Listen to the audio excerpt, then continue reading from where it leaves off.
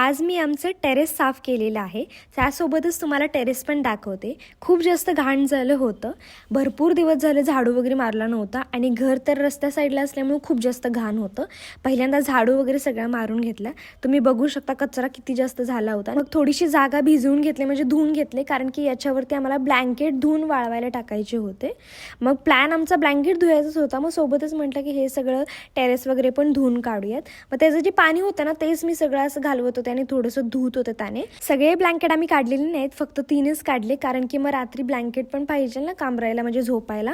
म्हणून आम्ही एक मोठा आणि 2च छोटे धुवायला काढले आणि त्याच पाण्यानं सगळीकडे पसरून मग व्यवस्थित घासून वगैरे घेतलं. शेवाळ लागले असल्यामुळे ना खूप जास्त असं काळं झालं, जे की निघायला तयारच नव्हतं. खूप घासलं पण नाहीच निघालं. आणि हे सगळी कामं आम्ही सकाळी 11 वाजता चालू केली, जे की 4:30ला संपलेली आहेत. आणि ही आमचं दुसरं टेरेस आहे, जे की छोटंसंच आहे. मग त्याला पण झाडू मारून धुवून वगैरे घेतलं. त्यानंतर आम्ही घराच्या आत आलो. घरातलं पण खूप काही करायचं होतं. पुन्हा थोडीशी माती आम्ही ठेवली होती, जी की आम्ही झाडांना टाकतो, तर ती पण गोळा करून एका बादलीमध्ये ठेवलेली, ज्यामध्ये आम्ही एखादं झाड लावणार आहे. त्यानंतर मी काही शूट केलेलं नाहीये. मग वाळलेले सगळे ब्लँकेट घेऊन मग आम्ही घराच्या आत वाळायला टाकले.